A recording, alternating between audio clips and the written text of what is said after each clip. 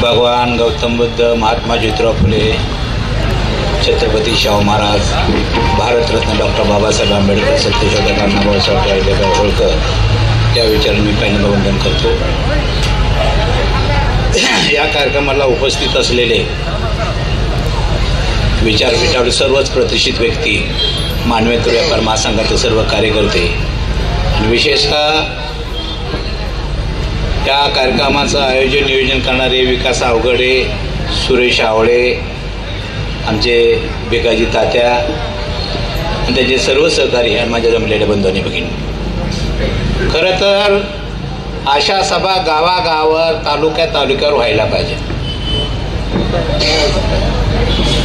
Doctor Babasaheb आंबेडकरांनी घटनेच्या माध्यमातून राजकारणात धर्म आणायचा नाही असं क्लिअर कट घटनेत नमूद केलं असताना राजकारणामध्ये धर्म आणून राजकारण करण्याची प्रक्रिया सुरू केलेली आहे.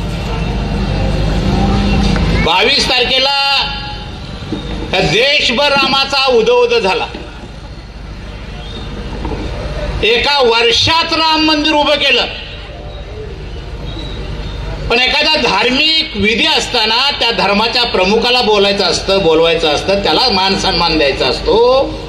ते सुद्धा मोदी सरकारने केलं.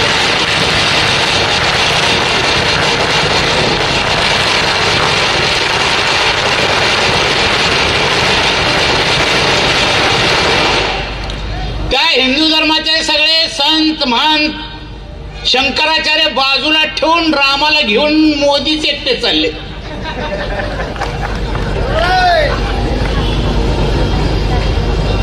हे सगळं राजकारणामध्ये धर्माचा वापर केल्यामुळे हा देशामध्ये गोंधळ सुरू झालाय. माझ्या बाजूने एका वर्षात राम मंदिर उभं केलं.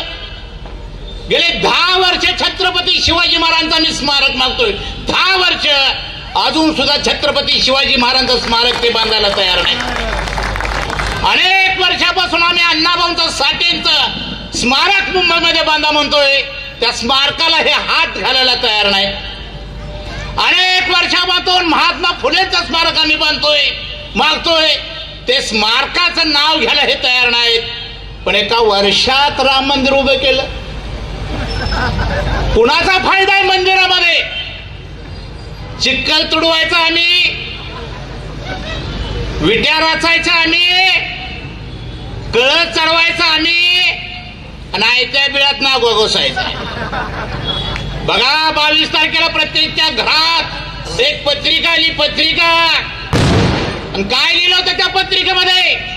तुमच्या गल्लीमध्ये मंदिर असेल, गावामध्ये मंदिर असेल, शहरामध्ये मंदिर असेल, त्या ठिकाणी त्या दिवशी एकत्र जमा, पूजा घाला. पण पूजा घालायला कुणाला बोलवा? गल्लीपासून दिल्लीपर्यंत एका जातीचं भलं झालं. सगळा पैसा त्यांच्या घरात गेला आणि आमच्या हातात भिकेचं कटोरं आलं. आम्ही कुठल्या धर्माच्या विरोधात नाही, पण ज्या छत्रपती शिवाजी महाराजांनी हा सगळा साळी माळी तेली तांबळी कुष्टी न्हावी धनगर सुतार लवार कुंभार मांग म्हा डोर चांबार मराठा कुणबी मराठ्याला बरोबर घेऊन या महाराष्ट्राची उभारणी केली. त्या छत्रपती शिवाजी महाराजांचं स्मारक बांधा म्हणतो आम्ही. गेले 10 वर्ष झालं बांधतो म्हणतात, अजून स्मारक झालं नाही. एका वर्षात राम मंदिरला पैसा कुठून आला? कुणाचा पैसा खर्च केला? तर झाडाला लागला का पैसा? आमचा पैसा. त्यांची मंदिरं जगणार 3.5% माणसं. हे राजकारण सुरू झालं आहे देशामध्ये. लोकशाहीमध्ये असं कधी घडलं होतं का? परराष्ट्र मंत्री आहे देशाला, परराष्ट्र मंत्री. परदेशामध्ये जे काय चर्चा करायच्या, विचार विनिमय करायचा, त्याच्यासाठी परराष्ट्र मंत्री परदेशात जायला पाहिजे. हाय का माहित तुम्हाला परराष्ट्र मंत्री कोण? कायमी विमानात मोदीच आहे. एकटे जातात, एकटे चर्चा करतात, एकटेच निर्णय घेतात. ही सगळी वाटचाल हुकुमशाहीकडे. माझ्या मित्रांनो, हा जो लढा चालू झाला गेला आमचा, ह्याच्यामध्ये आमची बळी गेला तर चालेल, पण कोणत्याही परिस्थितीमध्ये 24ला मी कमळ फुलू देणार नाही आणि मोदीला सत्तेवर बसवणार नाही. अशा पद्धतीने